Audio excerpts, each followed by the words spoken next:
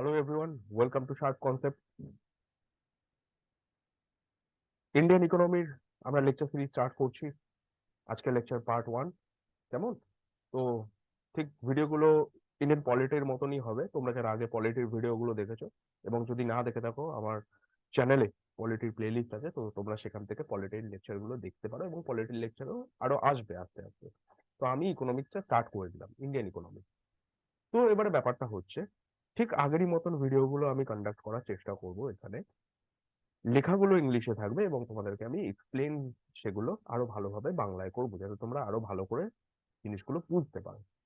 তো বেশি দেরি না করে আমরা স্টার্ট করি। আজকে হবে ইন্ট্রোডাকশন ক্লাস। ইন্ট্রোডাকশনের আজকে হবে পার্ট 1। তো প্রথমে আমরা যেই টপিক গুলো করবো, প্রথম টপিক হচ্ছে ইন্ট্রোডাকশন, সেকেন্ড টপিক হচ্ছে কি আমাদের difference between economics and economics. কেমন? চলো স্টার্ট করা যাক। দেখো বন্ধুরা, আমাদের ঘরে মা আছে।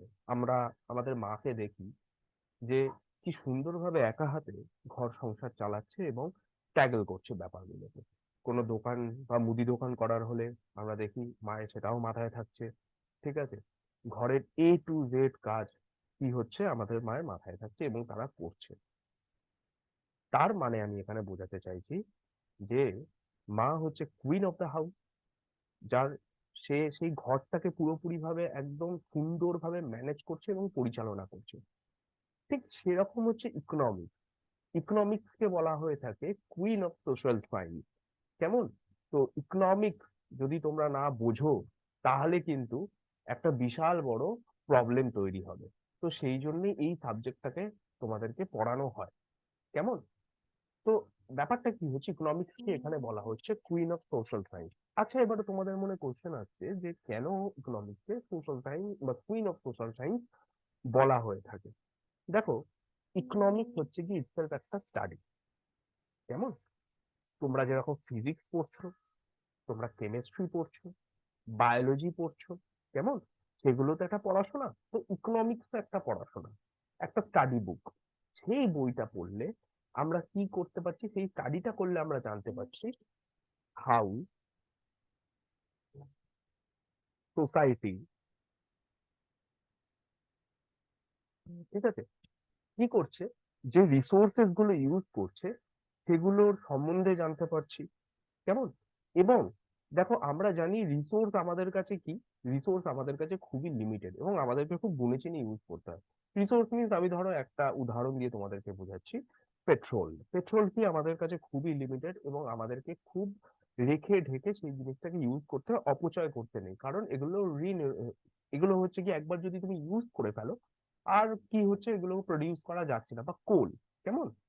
তো এইভাবে আমরা দেখছি ইকোনমিক্স কি করছে, আমাদের হাউস এবং সোসাইটি তারা যে ইউজ করছে প্রোডাক্ট, সেগুলোর সংক্রান্ত আমাদের ডেটা আমরা পাচ্ছি। এবার দেখো, ইট is concerned with production, distribution এবং কনজাম্পশন। তো ইকোনমিক্স আমাদের কি কি শেখাচ্ছে? ইকোনমিক্স পড়ে আমরা শিখতে পাচ্ছি প্রোডাকশন সম্বন্ধে, কেমন, ডিস্ট্রিবিউশন সম্পর্কে এবং কনজাম্পশন সম্পর্কে। মানে আমরা কতটা পরিমাণ কোনো জিনিস প্রোডাকশন করব, কিভাবে সেই প্রোডাক্টটাকে ডিস্ট্রিবিউট করব মার্কেটে বা বিভিন্ন জায়গায়, এবং কতটা পরিমাণ কনজাম্পশন করব সেই সম্বন্ধে। ক্লিয়ার হচ্ছে তো ব্যাপারগুলো? কি গুডস এন্ড সার্ভিসেস,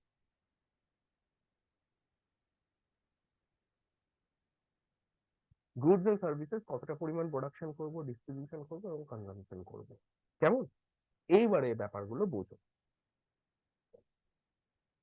দেখো, ইকোনমিক্স পড়লে আমরা এত কিছু ডিফারেন্ট ডিফারেন্ট জিনিস জানতে পারছি, বুঝতে পারছি এবং আমাদের মধ্যে নলেজ তৈরি হচ্ছে। কেমন?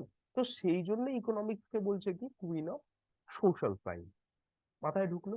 এইটা হচ্ছে বেসিক একটা ইন্ট্রো দিলাম আমি ইকোনমিক্স এর। এবার আসছি নেক্সট।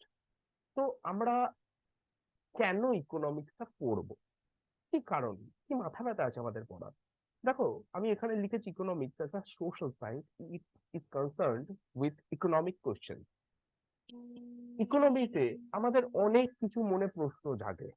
কেমন? ইকোনমিক্স পড়লে আমাদের অনেক কিছু মনে প্রশ্ন জাগে, চিন্তা নেই, এক এক করে আমি প্রত্যেকের ডাউট ক্লিয়ার করব এই ভিডিওর মাধ্যমে। It seeks to explain systematically a large variety of questions, part ending to economic behavior of individual। মানে দেখো, ইকোনমিক্স পড়লে আমরা হিউম্যান বিহেভিয়ার সম্বন্ধে বা ইন্ডিভিজুয়াল হিউম্যান বিহেভিয়ার সম্বন্ধে আমরা জানতে পারি। আচ্ছা কেমন? ধরো এখানে আছে রামবাবু, এখানে আছে রামবাবু। রামবাবু একটা মোবাইল ফোন কিনতে চাইছে, কেমন? কিন্তু রামবাবুর বাজেট আমরা দেখতে হবে 10,000 টাকা। ক্লিয়ার? রামবাবুর বাজেট কত? 10,000 টাকা। তো রামবাবু ভাবলো আমি কালকে ফোনটা কিনবো, কিন্তু কালকে দেখলো রামবাবু যে এই ফোনটা কি হলো, দামটা বেড়ে গেল, প্রাইসটা বেড়ে গেল। প্রাইসটা বেড়ে কত হলো? 15,000 টাকা।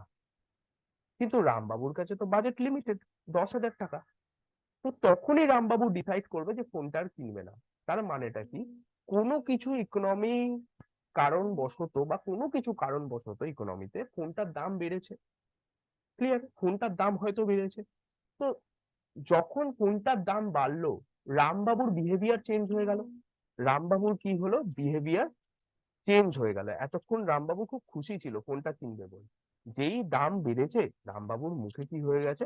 খুশি উধাও হয়ে গেছে, কারণ রামবাবু আর ফোনটা কিনতে পারবে না। তো ইকোনমিক্স পড়লে আমরা শিখতে পারবো এই যে এই রামবাবুর বিহেভিয়ারটা কেন চেঞ্জ হলো। ক্লিয়ার?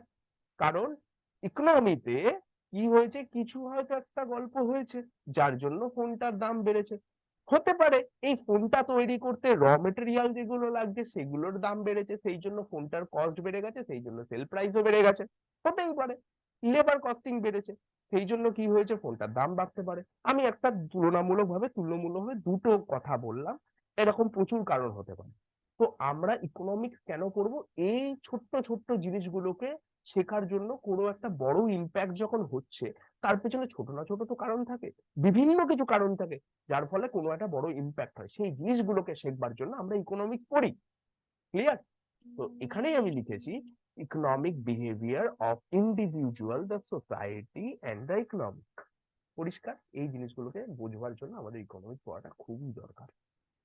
আসছি নেক্সট স্লাইডে। দেখো, as individuals we face innumerable economic questions in our daily life। আমরা ইকোনমিক্স পড়তে গিয়ে বা ইকোনমিক্স পড়তে গিয়ে আমাদের কাছে না প্রচুর প্রশ্ন আছে, প্রচুর হাজার হাজার রকমের প্রশ্ন আছে। কেমন? তো সেরকম প্রশ্নের সম্মুখীন আমরা মাঝে মধ্যেই হয়ে থাকি। তো সেই প্রশ্নগুলোর উত্তর আমি কোথায় পাবো? একমাত্র ইকোনমিক্স যে খুব ভালো করে পড়ছে, এই সাবজেক্টটাকে যে খুব ভালো করে পড়ছে, তার কাছে না এই সমস্ত কোশ্চেনের আনসার গুলো ক্লিয়ার হয়ে যাবে। আচ্ছা, কি কি প্রশ্ন আছে তার মধ্যে আমি কয়েকটা এখানে তোমাদেরকে বোঝানোর জন্য লিখেছি। দেখো, how to producers decide which commodity to produce. মানে আমি ধরো বিজনেস করতে চাইছি, কেমন? আমি কোন কমোডিটি নিয়ে বিজনেস করব বা কি কমোডিটি তৈরি করব, সেইটা যদি না আমি জানি, তাহলে আমি বিজনেস করতে পারবো না। তার মানে আমাকে বুঝতে হবে মার্কেটে কি জিনিসের ডিমান্ড চলছে। তার মানে এখন আমাকে বুঝতে হবে ডিমান্ড কোন জিনিসের আছে। তার মানে সেই জিনিসটারই বিজনেস করলে লাভ হবে আমার, না হলে হবে না। কেমন? তো এইটা হচ্ছে গিয়ে ব্যাপার, ইকোনমিক্স আমাদেরকে এটা শেখাচ্ছে। এবারে হচ্ছে how to produce and what prices to sell. মানে ইকোনমিক্স পড়লে আমরা কি বুঝতে পারছি যে ওই ধরো জিনিসটা ওটা কিভাবে তৈরি করবে। লাইক আমি একটা এক্সাম্পল দিচ্ছি তোমাদেরকে। কোভিড এর সময় একটা জিনিসের ব্যাপক বিজনেস হয়েছিল, এই মাস্কের বিজনেস হয়েছিল ভালো করে। আর একটা কিসের হয়েছিল? এই স্যানিটাইজারের বিজনেস হয়েছিল খুব ভালো করে। তখন কি হয়েছে, তখন অনেক মানুষ দেখবে এইসব স্যানিটাইজার তৈরি করছে, মাস্ক তৈরি করছে, হ্যান ত্যান এসব করে নিজের বেশ ভালো প্রফিট কামিয়েছিল। কেমন? তো তোমরা যদি ভাবো কোনো জিনিস তৈরি করবে বা বানাবে, তো সেটার যদি তোমরা যদি জিনিসটাই না জানো কিভাবে বানায়, তাই না? তো তোমরা তো বিজনেস করতে পারবে না। তার মানে প্রথম দরকার কি, কি জিনিস আগে আমাকে বানাবো সেটা ডিসাইড করে ফেলতে হবে। দ্বিতীয় হচ্ছে কি জিনিস এবং সেটা কিভাবে প্রডিউস করব সেটাকে ডিসাইড করতে হবে, এবং কত দামে সেটাকে বিক্রি করব মার্কেটে সেটা ডিসাইড করতে হবে। কেমন? এই জিনিসগুলো আমাদের সব ইকোনমি শেখায় এবং এই জিনিস সম্বন্ধে আমাদের ভালোভাবে জ্ঞান দেয়। তারপরে কোশ্চেন কি আছে আমাদের মাথায়, what determines the level of wages, মার্কেটে কি ওয়েজেস থাকতে পারে। Clear? why do the government employees demand higher dearness allowances when price go up? Why India is facing the problem of unemployment? What determines the level of national income? দেখো এত প্রশ্ন আমাদের কি আসছে, সম্মুখীন হচ্ছি আমরা এত প্রশ্নের। তো সব এই প্রশ্নের উত্তরগুলো আস্তে আস্তে আমরা পড়বো এবং তোমরা দেখবে তোমাদের কাছে সব ক্লিয়ার হয়ে যাবে। ইকোনমিক্স সাবজেক্টটা এমনই একটা সাবজেক্ট না, তো তোমাদের কাছে সবকিছু পুরানো জলের মতন পরিষ্কার করে দেবে ইকোনমিক্স। চিন্তা নেই, আমি চেষ্টা করব আমার বেস্ট দিয়ে তোমাদেরকে বোঝানোর এবং ঠিক এইভাবেই সমস্ত জিনিসগুলো এক্সপ্লেন করা। তো এতক্ষণ ধরে দেখো কি বুঝলাম ইকোনমিক্স সম্বন্ধে। ইকোনমিক্স একটা স্টাডি বা একটা ধরো বই যেটা তুমি পড়ছো, স্টাডি করছো, কেমন? তো কি ইকোনমিক্স ইজ এ স্টাডি। কিসের স্টাডি ভাই? Goods and services produced and distributed and consumed in a territory. কেমন? আমি ইন্ডিয়ার কথা বলছি, ইন্ডিয়ার একটা নির্দিষ্ট ল্যান্ড বাউন্ডারি রয়েছে, সেই ল্যান্ড বাউন্ডারির ভেতরে আমরা ইকোনমিক্স পড়ে বুঝতে পারছি যে গুডস এন্ড সার্ভিসেস কতটা পরিমাণ প্রডিউস হচ্ছে, কিভাবে ডিস্ট্রিবিউট হচ্ছে এবং কিভাবে কনজিউম করা হচ্ছে একটা টেরিটরির ভেতরে। এবং ইকোনমিক্স জিনিসটাই পুরোপুরি ডিপেন্ড করে রয়েছে ডিমান্ড এবং সাপ্লাই এর উপর। হ্যাঁ, মানে চাহিদা এবং যোগানের উপর পুরোপুরি মানে পুরোপুরি ভাবে ডিপেন্ড করে রয়েছে। দেখো আমি একটা কথা বলছি, কোনো জিনিস তার মার্কেটে যদি ডিমান্ড না থাকে তার সেলটা হবে কি করে?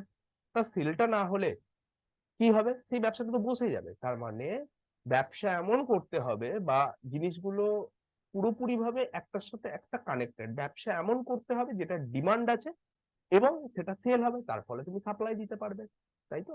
তো it works on the principle of demand and supply. Clear? এবং আরেকটা সব থেকে ভাইটাল জিনিস যে আমাদের ইকোনমিতে রিসোর্স কি খুবই লিমিটেড। কেমন? মানে পেট্রোল, কোল, বিভিন্ন রকম মিনারেলস, এগুলো খুবই লিমিটেড। তার মানে দেখো আমাদেরকে এই জিনিসটাও শিখতে হবে যে আমরা খুব মিনিমাম থেকে মিনিমাম রিসোর্সেস ইউজ করব এবং ম্যাক্সিমাম তার থেকে ইউটিলিটি জেনারেট করব, যার ফলে কি হবে, যার ফলে মানুষদের যে নিডস গুলো, মানুষদের চাহিদাগুলো পূর্ণ হবে। মানে মিনিমাম থেকে মিনিমাম রিসোর্স ইউজ করে তার থেকে ম্যাক্সিমাম কি জেনারেট করা, মানুষদের চাহিদাগুলোকে ফুলফিল করা। কারণ আমি যদি সবকিছু যদি বেশি বেশি ইউজ করতে থাকি, তার ফলে একটা না একটা দিনে তো সেই রিসোর্সেস গুলো শেষ হয়ে যাবে, তখন মাথায় হাত দিয়ে কাটা ছাড়া কোনো উপায় নেই, তাই না? তো ইকোনমিক্স আমাদেরকে কি শেখাচ্ছে? এই এত কিছু নলেজ দিচ্ছে। তার মানে ইকোনমিক্স একটা স্টাডি যেগুলো পড়ে আমরা এত কিছু জিনিস শিখে দিনের শেষে একটা কি হয়ে যাচ্ছে, ইকোনমিক্স হয়ে যাচ্ছি। মজা করলাম আমি। তো দিনের শেষে আমরা কি হয়ে যাচ্ছি, দিনের শেষে এত কিছু জিনিস আমরা শিখতে পারছি। তো আমরা তো এতক্ষণ ধরে চর্চা করলাম ইকোনমিক্স নিয়ে। ইকোনমিক্স একটা বই বা স্টাডি যেগুলো পড়ে আমরা এত কিছু শিখতে পারি। তো শিখে আমি কি করব? তো শিখে আমি এই কাজটা করব, শিখে আমরা কোনো একটা বড় ইকোনমিকে ডেভেলপ করব। তার মানে আমরা বুঝি ইকোনমি কি। ইকোনমি কি জিনিস? The large set of interrelated production, consumption and exchange activity that aid in determining how scarce resources are allocated in a country or for a period of time. মানে economy হচ্ছে পুরো দেশের একটা অর্থ ব্যবস্থা, বুঝলে? পুরো দেশের একটা অর্থ ব্যবস্থা, রাদার আমি বলতে পারি পুরো ওয়ার্ল্ডের একটা অর্থ ব্যবস্থা। দেশেরও অর্থ ব্যবস্থা আছে। তো ধরো তুমি ইকোনমিক্স পড়লে, সাবজেক্টটা পড়ে তুমি কি করলে, ডিসাইড করতে পারছো যে, বা তুমি কি করতে পারছো, কন্ট্রিবিউট করতে পারছো, তো তুমি নিজের ইকোনমিকে আরো ভালো করে একটা স্ট্রাকচার দিতে পারছো, একটা শেপ দিতে পারছো। ক্লিয়ার? তো ইকোনমিক্স কি? একটা সাবজেক্ট। আর ইকোনমি হচ্ছে ইটসেলফ আ পুরো কমপ্লিট সিস্টেম।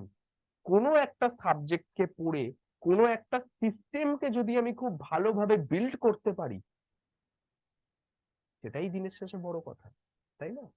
তো ইকোনমি কি? ইকোনমি হচ্ছে গিয়ে একটা সিস্টেম, কমপ্লিট সিস্টেম, যেই সিস্টেম দিয়ে কি চলছে, পুরো ওয়ার্ল্ড এবং কোনো দেশ রান করছে। আর ইকোনমিক্স কি? সেই ব্যাপারগুলো সম্বন্ধেই পড়াশোনা করা। এত অবধি পরিষ্কার? বেশ, আজকের ভিডিও এতটুকুনি পর্যন্তই থাকবে। তোমাদের যদি ভালো লেগেছে চ্যানেলটা, এবং তোমাদের যদি ভিডিওটা ভালো লেগে থাকে, তোমরা ভিডিওটাকে লাইক করো, শেয়ার করো, এবং চ্যানেলটাকে এখনো পর্যন্ত যারা সাবস্ক্রাইব করোনি, সাবস্ক্রাইব করে নাও। কেমন? তাতে করে তোমাদের এই রকম ধরনের ভিডিওর নোটিফিকেশন খুব তাড়াতাড়ি তোমাদের কাছে চলে আসবে যখন আমি ভিডিও আপলোড করবো। ওকে, তাহলে চলো বাই। নেক্সট ভিডিও আসছে ইকোনমিক্স এর উপর, এবং পলিটির লেকচার সিরিজ গুলো এক এক করে চলতে থাকবে। বাই।